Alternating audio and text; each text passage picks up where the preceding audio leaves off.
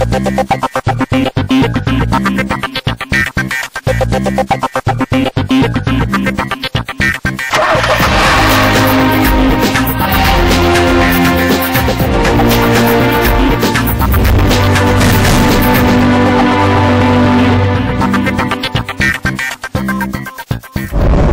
of color, lots of excitement here in Moscow thanks to the World Cup. As you can see right now, I've got well, the Kremlin behind me, and I'm on a boat. So this is the Moscow or the Moskva River, where the city gets its name from. I'm going to leave some of this behind now because of course I want to get on with what we do on this show and what we do best. Now, we've been running a series the last few weeks on electrics and hybrids, so I'm going to start off by first bringing you the review of the new Porsche Cayenne e-hybrid.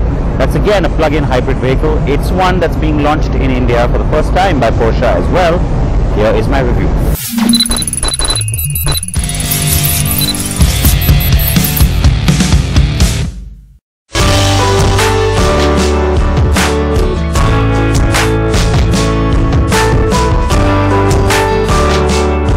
The new third-generation Porsche Cayenne will come to India soon, and I was excited to get my hands on a significant new variant of the car.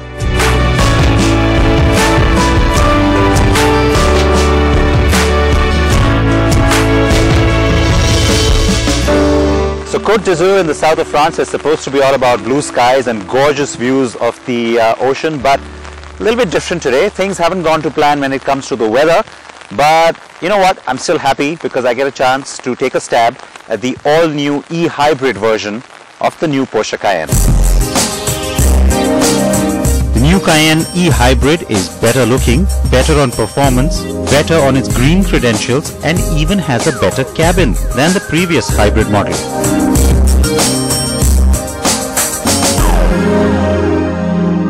So the rear of the car is where you see the real new generation styling in that sense, because of course the tail light treatment is completely distinctive and new.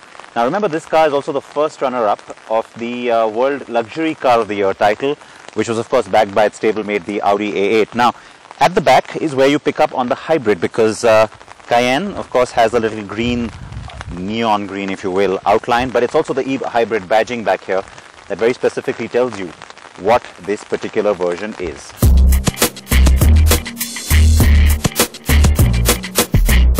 The hybrid system uses a 100 kilowatt motor married to a 3-litre V6 turbo petrol engine.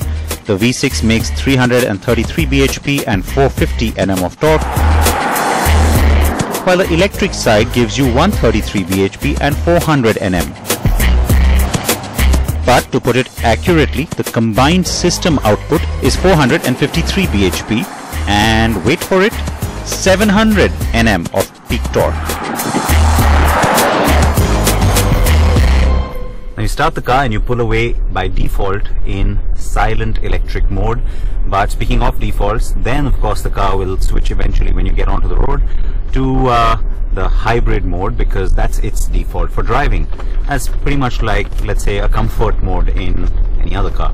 So then of course the engine management system will judiciously try and figure out where to take the power from, whether it's the electric or the battery side of things, and or is it coming from the combustion engine. And now comes the little difference as well, because a lot of hybrids these days you find that, you know, the electric motor will power one axle and then you've got the ICE engine sending power to the other. Not like that in this case, where it's always combined, and so it's really depending on the kind of input you're providing as a driver that decides what sort of output you're getting from the hybrid system. It has a hang-on all-wheel drive instead of the conventional torsion system. This gives the car more efficient performance according to Porsche engineers.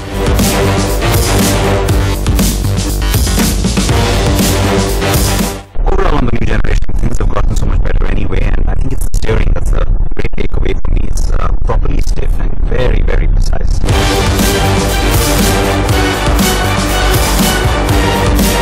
While I never did take the car completely off-road, there were plenty of broken roads on our route, and the sense of control was indeed very reassuring. Top speed in pure electric or e-power mode is 150 km/h, which is pretty incredible. It's certainly faster than the last generation hybrid. And otherwise, of course, we have the car on hybrid mode or in Sport or Sport Plus, it will go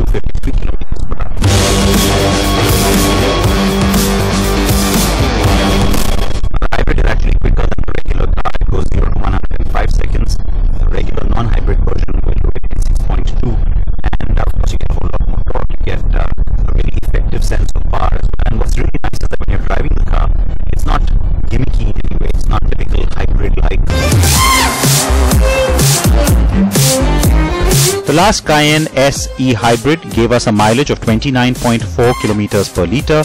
The new car has a claimed mileage of 31.25 kmpl and its pure electric range has also increased.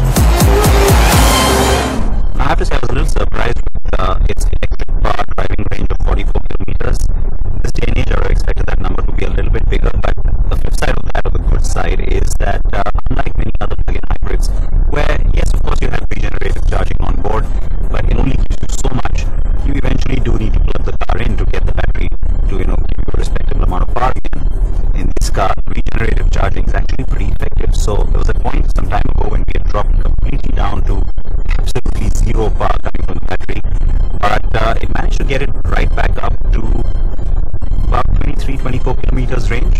That to me is a pretty good thing, because you're not always going to have the opportunity to stop or charge, or maybe not even find a place to charge. And so this is good because you can still sort of shore up on the electric power, so you can use it when you need to, let's say in a city center, for example.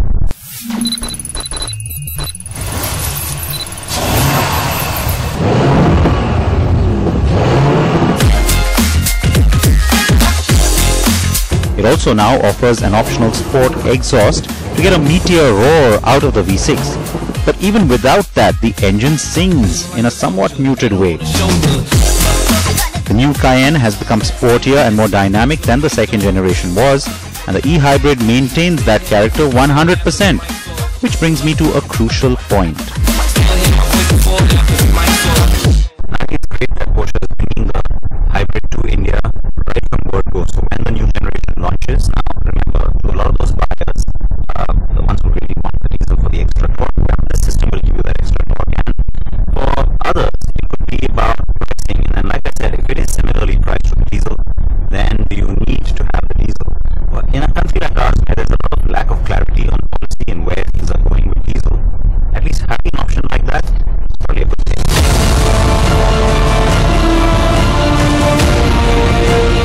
So we have this wonderful soundtrack of the rain for you today. That's a little added special touch. Now on the inside, speaking of special touches, everything is kind of gone touch screen like. So even though back here you don't really have a touch screen like you have in the new Audis or even on the Range Rover now, what you do get are these really cool sort of touch buttons. So it's got a little bit of feedback. When you press it, it just kind of pops back at you a little bit.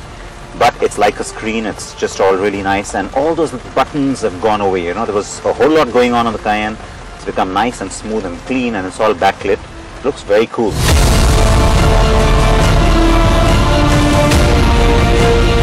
The e-hybrid also gives you a lot as standard, including Porsche's Sport Chrono package. You can add in a head-up display, Bose or Burmester sound systems, panoramic sunroof, air suspension, and really pamper yourself. In India, I know it would mean having to install the charging infrastructure at either your home or office, but I'm sure Porsche would do that for you with the costs bundled into the car's price. So yes, if you can afford one, the e-hybrid is a great option now and a very welcome addition to Porsche's Indian lineup too.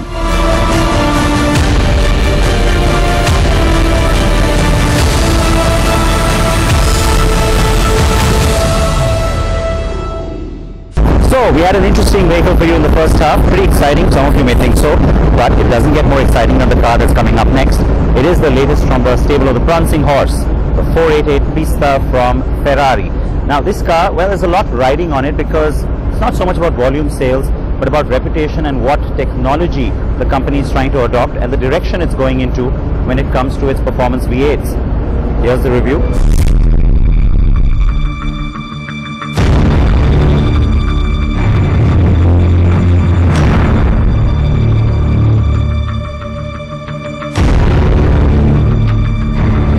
New Ferrari 488 Pista is the most powerful V8 in the prancing horse's history. And that's quite something, if you consider that it's built its fair share of powerful V8 engine cars in the past.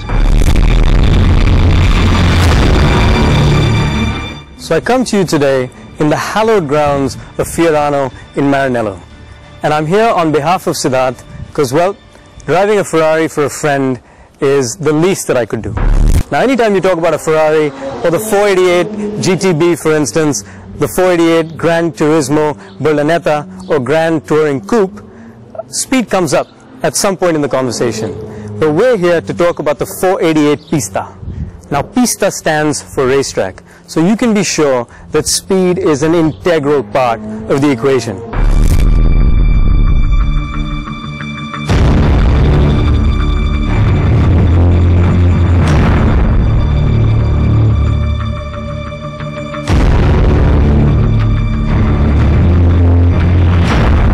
Suffice to say, this is a fast car. Well, it does have the word track in its name, since Pista means track in Italian.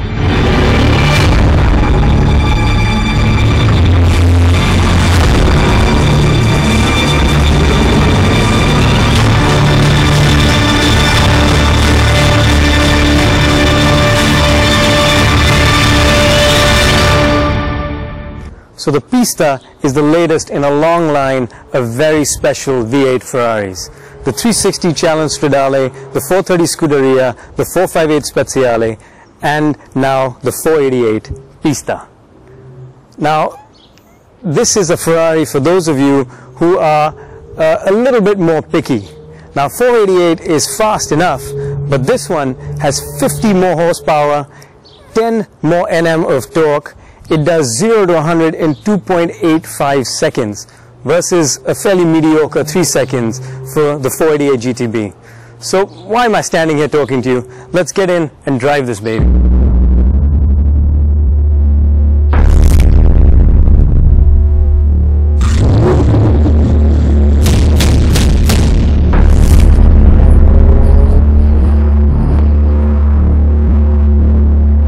The 488 Pista with its 3.9-litre twin-turbo V8 generates a scarcely believable 711 bhp and 770 Nm of torque.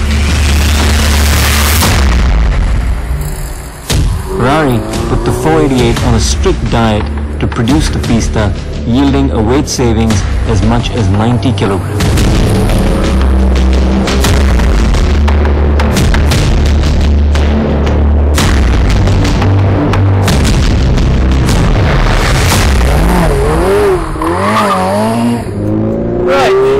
So we are starting off in the hills around Maranello, and it is an absolutely beautiful day. Well, it's beautiful right now. We're supposed to head to the track later on in the afternoon, and it's scheduled to rain, so fingers crossed. But what I can tell you to start with is that getting here, we've driven through some small Italian towns and villages, and the first thing that strikes you about this car is how absolutely incredibly usable it is. The manifold of the exhaust is also race car-like and made of Inconel pipes, rather than cast iron like the GTB. This not only unlocks more power and reduces weight, but it also leads to a better exhaust note. The only giveaway that this is a turbocharged motor from the driver's seat is the spooling of the turbos that you hear under acceleration. Otherwise, Ferrari's variable torque management does its job perfectly and ensures that this feels like a naturally aspirated motor. The 7-speed dual-clutch box feels like the best gearbox on the planet at the moment. It's just so responsive that it's almost telepathic.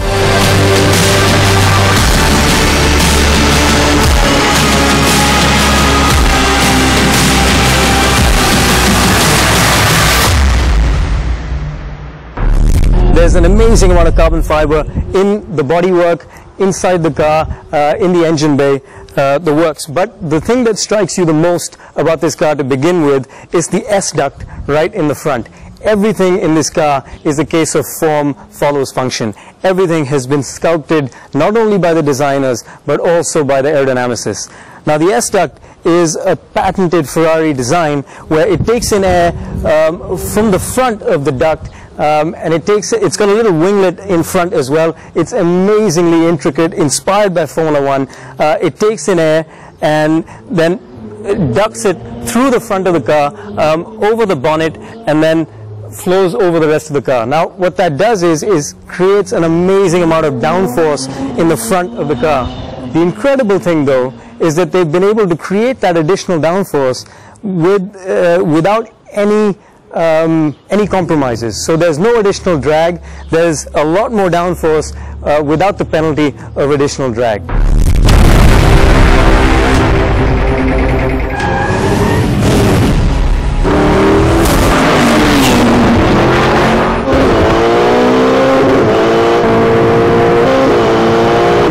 The track session began with 2 laps as a passenger with a Ferrari test driver,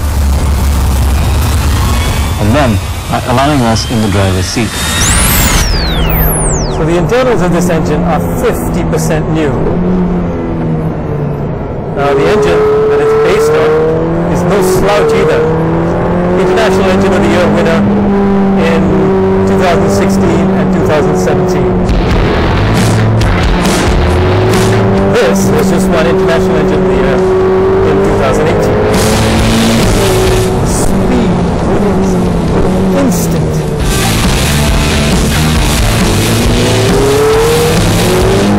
Slow and fast outgrowth. Come on. This is much better. The brakes are phenomenal.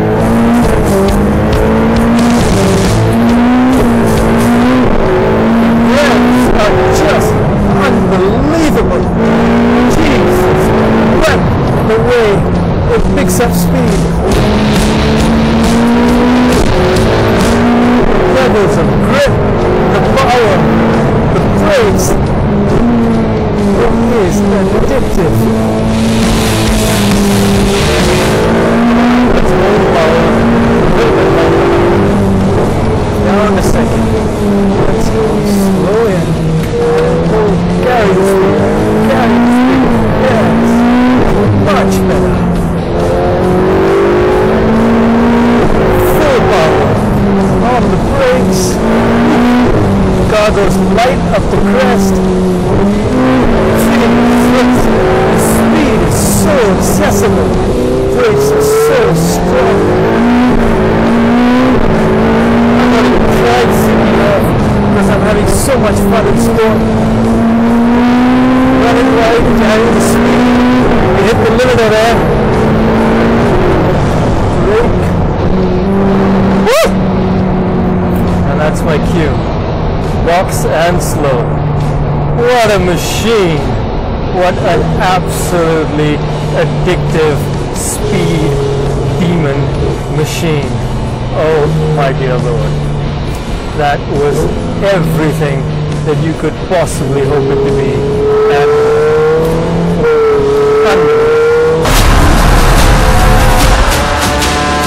Ferrari's new FDE, or Ferrari Dynamic Enhancer, works unlike a regular ESC system.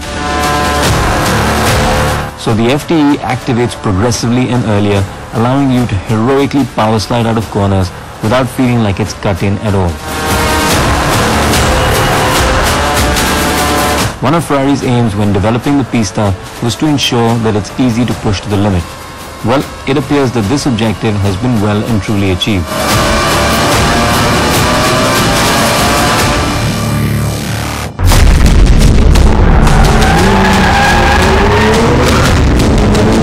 Like modern sports cars, the Pista 2 is clinical, but it's so incredibly fast that it makes it all worth it. More than that, it doesn't isolate you from the driving experience, it involves you, it flatters you. The biggest problem with the Pista is that once you've driven it, there's simply no going back. It's hard to imagine a machine being more precisely or better engineered than this. The Pista will run you 4.91 crore rupees when it's launched in India in November. So you better reach deep into your hip pocket if you want to have anything to do at all with the pinnacle of the motor car as we know it, that is.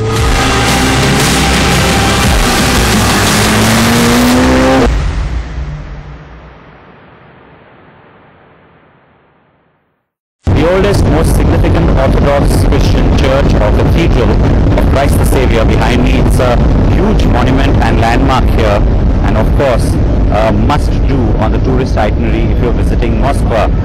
Now on that note, I am going to say goodbye. It is turning into night here, and by the way, European time, and Moscow fairly close to Europe too, and so which is why it's almost getting on to about 9:30 now, and you've still got lots of light, which means, of course, I need to get on with things, and I hope you will join me next week when we bring you plenty more. And with that, promise me you'll wear your seatbelts, promise me you'll wear your helmets. Bye-bye.